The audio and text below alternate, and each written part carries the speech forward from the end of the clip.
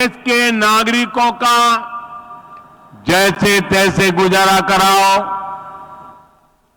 उन्हें हर मूलभूत सुविधा के लिए तरसा कर रखो।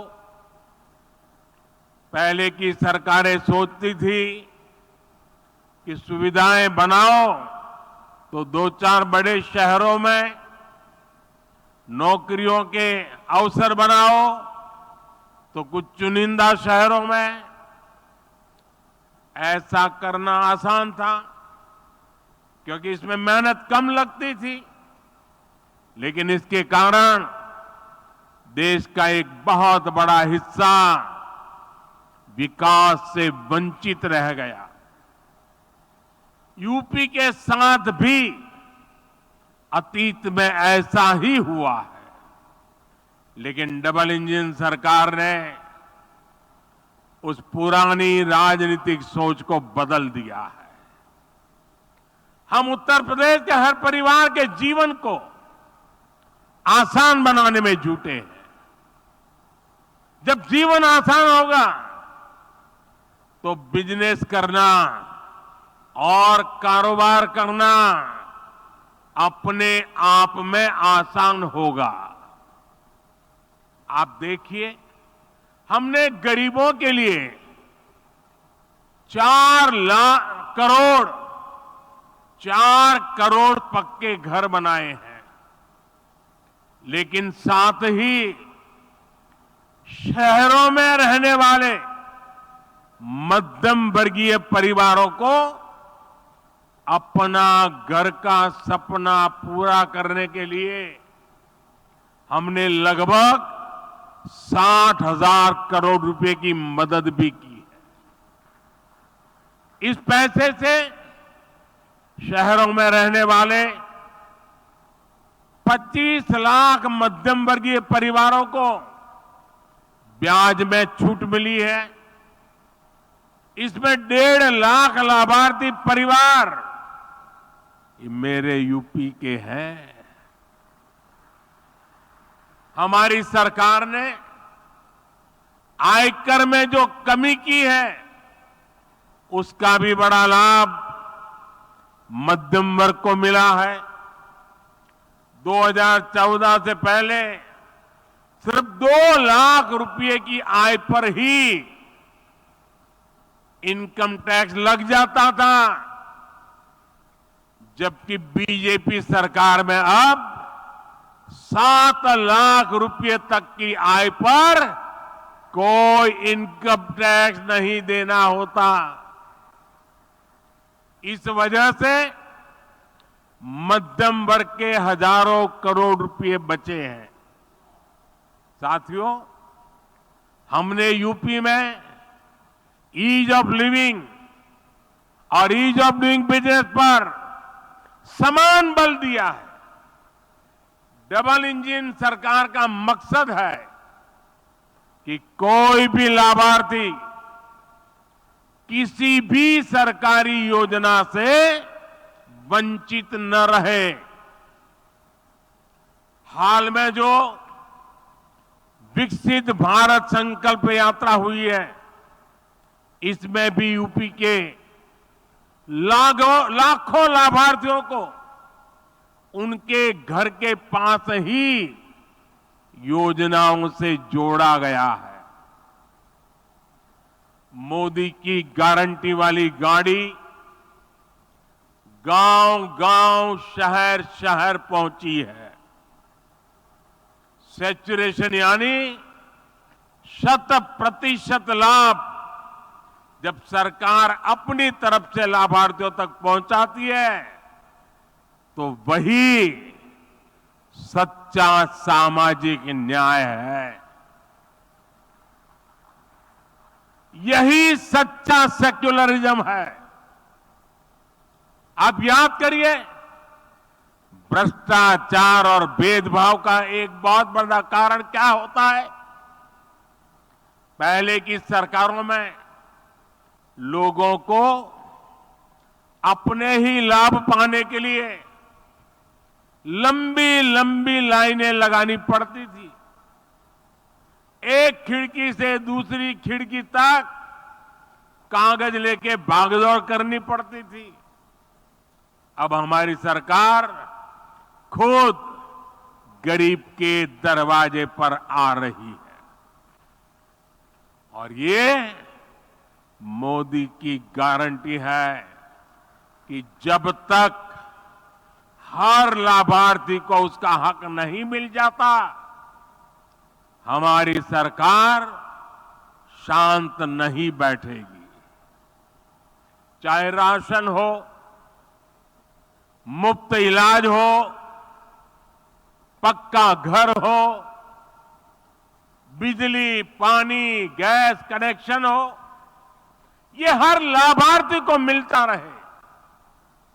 साथियों, मोदी आज उनको भी पूछ रहा है जिनको पहले किसी ने नहीं पूछा। शहरों में हमारे जो ये रेहड़ी पटरी ठेले वाले भाई बहन होते हैं, पहले इनकी मदद करने के बारे में किसी सरकार ने नहीं सोचा। इन लोगों के लिए हमारी सरकार पीएम स्वनिधि योजना लेकर आई। अभी तक इससे देश भर में रेहड़ी पटरी ठेले वालों को लगभग 10,000 करोड़ रुपए की मदद दी जा चुकी है। यहां यूपी में भी 22 लाख रेहड़ी पटरी ठेले वाले साथियों को इसका लाभ मिला है। पीएम स्वनिधि योजना का जो प्रभाव हुआ है वो दिखाता है कि जब गरीब को संबल मिलता है तो वो कुछ भी कर सकता है। पीएम स्वनिधि योजना के अध्ययन में एक बात, महत्वपूर्ण बात सामने आई है कि स्वनिधि की सहायता प्राप्त करने वाले साथियों को वार्षिक कमाई में औसतन 23,000 रुपए की अतिरिक्त वृद्धि हुई है। आप मुझे बताइए, ऐसे साथियों के लिए ये अतिरिक्त कमाई कितनी बड़ी शक्ति बन जाती है। पीएम स्वनिधि योजना ने रेहड़ी पटरी ठेले वालों की खरीद शक्ति को भी बढ़ा दिया है। एक और अध्ययन में पता चला है कि स्वनिधि योजना के करीब 75% लाभार्थी दलित, पिछड़े और आदिवासी भाई बहन हैं। इसमें भी लगभग आधी लाभार्थी हमारी बहनें हैं। पहले इन्हें बैंकों से कोई मदद नहीं मिलती थी क्योंकि इनके पास बैंकों को देने के लिए कोई गारंटी नहीं थी। आज इनके पास मोदी की गारंटी है और इसलिए उन्हें बैंकों से भी मदद मिल रही है। यही तो सामाजिक न्याय है जिसका सपना कभी जेपी ने देखा था, कभी लोहिया जी ने देखा था। साथियों, हमारी डबल इंजन सरकार के निर्णय और उसकी योजनाओं से सामाजिक न्याय और अर्थव्यवस्था दोनों को फायदा होता है। आपने लखपति दीदी के संकल्प के बारे में जरूर सुना होगा। बीते 10 वर्षों के दौरान हमने देश भर में 10 करोड़ बहनों को सेल्फ हेल्प ग्रुप से जोड़ा है। इनमें से अभी तक, आप उद्योग जगत के लोग हैं, जरा यह आंकड़ा समझिए, अभी तक 1 करोड़ बहनों को लखपति दीदी बनाया जा चुका है। और अब सरकार ने तय किया है कि कुल 3 करोड़ बहनों को लखपति दीदी बना करके रहेंगे। हमारे देश में करीब 2.5 लाख ग्राम पंचायतें। आप कल्पना कीजिए कि 3 करोड़ लखपति दीदी बनने से हर ग्राम पंचायत में खरीद शक्ति कितनी बढ़ेगी। इसका बहनों के जीवन के साथ साथ ग्रामीण अर्थव्यवस्था पर बहुत सकारात्मक असर पड़ रहा है। भाइयों और बहनों, जब हम विकसित यूपी की बात करते हैं तो इसके पीछे एक और ताकत है। ये ताकत है यहां के एमएसएमई, यानी छोटे, लघु और कुटीर उद्योगों की ताकत। डबल इंजन सरकार बनने के बाद यूपी में एमएसएमई का अभूतपूर्व विस्तार हुआ। यहां एमएसएमई को हजारों करोड़ रुपए की मदद दी गई है। ये जो डिफेंस कॉरिडोर बन रहा है, जो नए इकोनॉमिक कॉरिडोर बन रहे हैं, इनसे भी एमएसएमई को बहुत लाभ होगा। साथियों, यूपी के करीब करीब हर जिले में कुटीर उद्योगों की एक पुरानी परंपरा है। कहीं ताले बनते हैं, कहीं पीतल की कारीगरी है, कहीं कालीन बनते हैं, कहीं चूड़ियां बनती हैं, कहीं मिट्टी की कलाकारी होती है, कहीं चिकनकारी का काम होता है। इस परंपरा को हम वन डिस्ट्रिक्ट वन प्रोडक्ट, एक जिला एक उत्पाद योजना से सशक्त कर रहे हैं। आज रेलवे स्टेशनों पर भी देखेंगे कि एक जिला एक उत्पाद योजना को कैसे प्रोत्साहित किया जा रहा है, प्रचारित किया जा रहा है। अब तो हम 13,000 करोड़ रुपए की पीएम विश्वकर्मा योजना लेकर भी आए हैं। ये योजना यूपी में परंपरागत रूप से हस्तशिल्प से जुड़े लाखों विश्वकर्मा परिवारों को आधुनिकता से जोड़ेगा। उन्हें अपना कारोबार बढ़ाने के लिए बैंकों से सस्ता और बिना गारंटी का ऋण दिलाने में मदद करेगी। भाइयों और बहनों, हमारी सरकार कैसे काम करती है, इसकी झलक आपको खिलौने बनाने वाले सेक्टर में भी मिलेगी।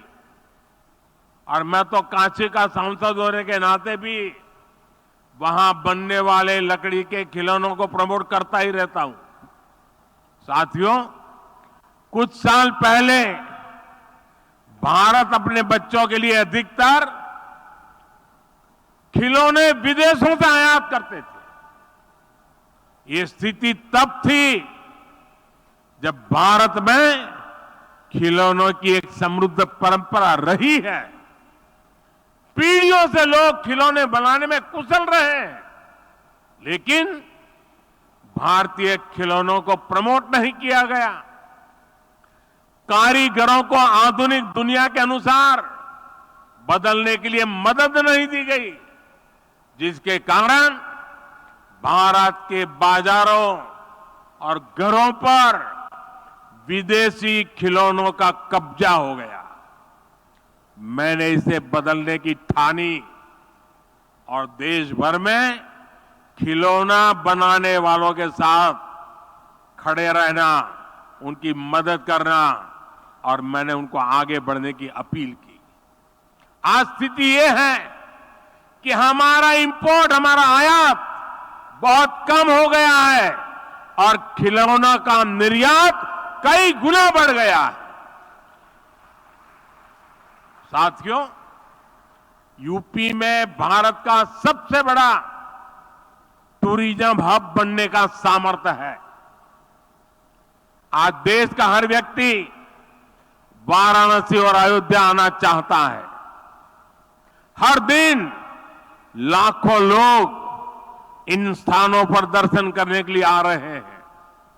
इसके कारण यहां यूपी में छोटे उद्यमियों के लिए, एयरलाइंस कंपनियों के लिए, होटल रेस्टोरेंट वालों के लिए अभूतपूर्व अवसर बन रहे हैं। और मेरा तो एक आग्रह है, मैं देश के सभी टूरिस्टों से आग्रह करता हूं, देश के सभी यात्रियों से आग्रह करता हूं कि आप जब टूर पर जाने का बजट बनाएं तो उसमें से 10% बजट जिस जगह पर जा रहे हैं वहां से कुछ न कुछ खरीदने के लिए रखें। आपके लिए वो कठिन नहीं है, क्योंकि आप हजारों रुपया खर्च करने के लिए यात्रा पे निकले हैं। अगर उसमें 10% जिस जगह पे जा रहे हैं वहां की लोकल चीज खरीदेंगे, वहां की इकोनॉमी आसमान को छूने लग जाएगी।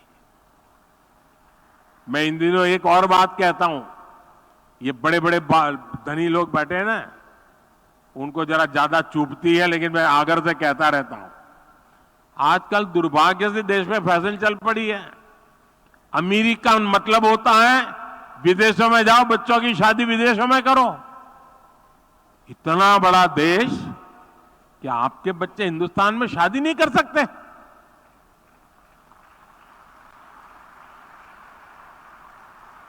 कितने लोगों को रोजगार मिलेगा? और जब से मैंने शुरू किया है मेड इन इंडिया, मुझे चिट्ठियां आ रही है, साहब हमने पैसा जमा कराया था, विदेश शादी करने वाले थे, लेकिन आपने कहा कैंसिल कर दिया है, अब हिंदुस्तान में शादी करेंगे।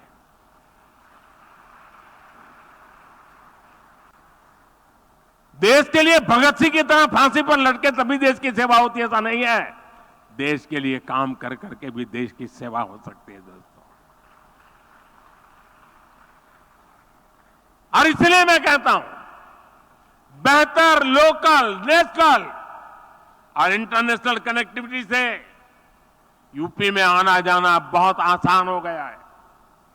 वाराणसी के रास्ते बीते दिनों हमने दुनिया की सबसे लंबी क्रूज सर्विस को भी शुरू किया है। 2025 में कुंभ मेले का आयोजन भी होने वाला है।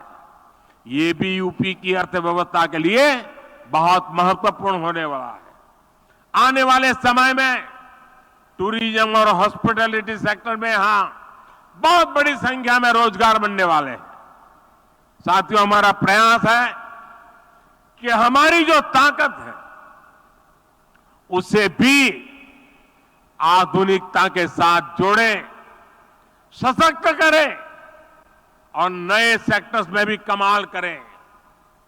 आज भारत इलेक्ट्रिक मोबिलिटी और ग्रीन एनर्जी पर बहुत अधिक फोकस कर रहा है। हम भारत को ऐसी टेक्नोलॉजी में, ऐसी मैन्युफैक्चरिंग में ग्लोबल हब बनाना चाहते हैं। हमारा प्रयास है कि देश का हर घर, हर परिवार सोलर पावर जनरेटर बन जाए। इसलिए हमने पीएम सूर्य घर मुफ्त बिजली योजना शुरू की है। इस योजना के तहत 300 यूनिट बिजली मुफ्त मिलेगी और अतिरिक्त बिजली लोग सरकार को बेच भी पाएंगे। अभी ये योजना 1 करोड़ परिवारों के लिए है।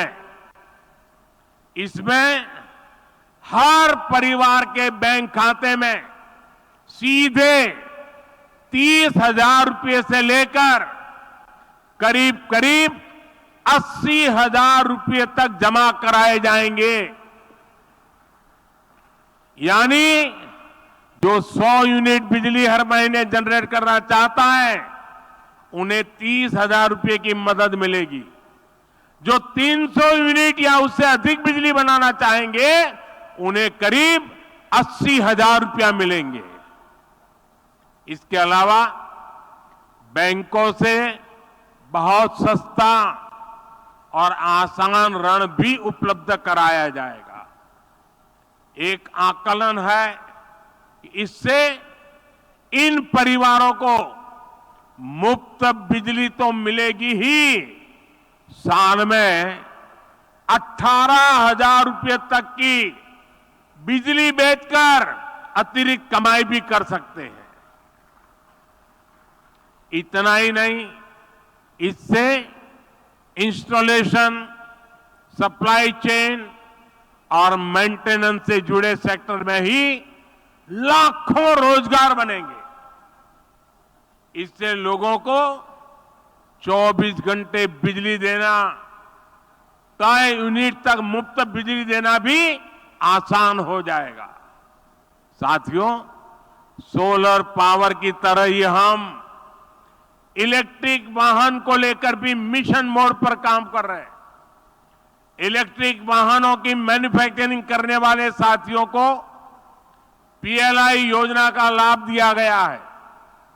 इलेक्ट्रिक वाहन खरीदने पर टैक्स में छूट दी गई है।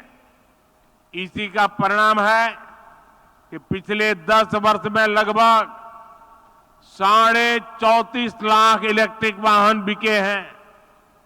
हम तेज गति से इलेक्ट्रिक बसें उतार रहे हैं, यानी सोलर हो या फिर ईवी, दोनों सेक्टर्स में यूपी में बहुत संभावनाएं बन रही है। साथियों, अभी कुछ दिन पहले हमारी सरकार को किसानों के मसीहा चौधरी चरण सिंह जी को भारत रत्न देने का सौभाग्य मिला। उत्तर प्रदेश की धरती के बेटे चौधरी साहब का सम्मान करना देश के करोड़ों मजदूर, देश के करोड़ों किसानों का सम्मान है। लेकिन दुर्भाग्य से ये बात कांग्रेस और उसके सहयोगियों को समझ में नहीं आती। आपने देखा होगा कि जब चौधरी चरण सिंह जी के बारे में संसद में बात हो रही थी तो कैसे कांग्रेस के लोगों ने चौधरी साहब के बारे में बोलना तक मुश्किल कर दिया था। कांग्रेस के लोग भारत रत्न पर एक ही परिवार का हक समझते थे, इसलिए कांग्रेस ने दशकों तक बाबा साहब आंबेडकर को भी भारत रत्न नहीं दिया। ये लोग अपने ही परिवार के लोगों को भारत रत्न देते रहे। दरअसल कांग्रेस गरीब, दलित, पिछड़े, किसान, मजदूर का सम्मान करना ही नहीं चाहती। ये उनकी सोच में नहीं है। चौधरी चरण सिंह जी के जीवन काल में भी कांग्रेस ने उनसे सौदेबाजी की बहुत कोशिश की थी।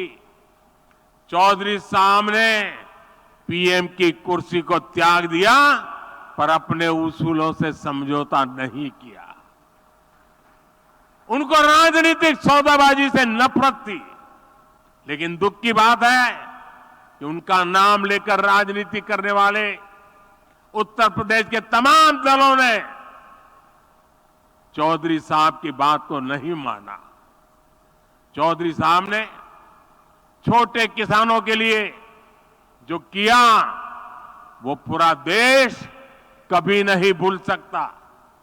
आज चौधरी साहब से प्रेरणा लेकर हम देश के किसानों को निरंतर सशक्त कर रहे हैं। साथियों, हम देश की खेती को एक नए रास्ते पर ले जाने के लिए किसानों को मदद दे रहे हैं, प्रोत्साहन दे रहे हैं। प्राकृतिक खेती और मिलेट पर फोकस के पीछे भी यही ध्येय है। आज गंगा जी के किनारे यूपी में बहुत बड़े पैमाने पर प्राकृतिक खेती होने लगी है। ये किसानों को काम कम लागत में अधिक लाभ देने वाली खेती है और इससे गंगा जी जैसी हमारी पावन नदियों का जल भी दूषित होने से बच रहा है। आज मैं फूड प्रोसेसिंग से जुड़े उद्यमियों से भी विशेष आग्रह करूंगा। आपको जीरो इफेक्ट जीरो डिफेक्ट के मंत्र पर ही काम करना चाहिए। आपको एक ही ध्येय के साथ काम करना चाहिए कि दुनिया भर के देशों के डाइनिंग टेबल पर कोई न कोई made in India food packet जरूर होना चाहिए। आज आपके प्रयासों से ही सिद्धार्थनगर का काला नमक चावल, चंदौली का ब्लैक राइस हो, बड़ी मात्रा में एक्सपोर्ट होने लगा है। विशेष रूप से मिलेट्स यानी श्री अन्न को लेकर एक नया ट्रेंड हम देख रहे हैं। इस सुपर फूड को लेकर इन्वेस्टमेंट का भी ये सही समय है। इसके लिए आपको किसानों को उनकी पैदावार में मूल्य वृद्धि कैसे हो, पैकेजिंग कैसे हो, दुनिया के बाजार में मेरे किसान जो पैदा करता है वो कैसे पहुंचे, इसके लिए आगे आना चाहिए। आज सरकार भी छोटे छोटे किसानों को बाजार की बड़ी ताकत बनाने में जुटी। हम किसान उत्पाद संघ, एफपीओ और सहकारी समितियों का सशक्त कर रहे हैं। इन संगठनों के साथ आपको वैल्यू एडिशन कैसे हो, आप उनको टेक्नोलॉजिकल नॉलेज कैसे दे सकते हैं, आप उनका माल खरीदने की गारंटी कैसे दे सकते हैं। जितना किसान का फायदा होगा, जितना मिट्टी का फायदा होगा, उतना ही फायदा आपके बिजनेस को भी होगा। यूपी ने तो भारत की रूरल इकोनॉमी, खेती आधारित अर्थव्यवस्था को आगे बढ़ाने में हमेशा बड़ी भूमिका निभाई है। इसलिए इस अवसर का आपको ज्यादा से ज्यादा लाभ उठाना चाहिए। मुझे अपने यूपी के परिवारजनों के सामर्थ्य और डबल इंजन सरकार के परिश्रम पर पूरा विश्वास है। आज जो आधारशिला रखी गई है वो यूपी और देश की प्रगति की आधारशिला बनेगी। और मैं योगी जी को, उत्तर प्रदेश सरकार को विशेष बधाई देता हूं।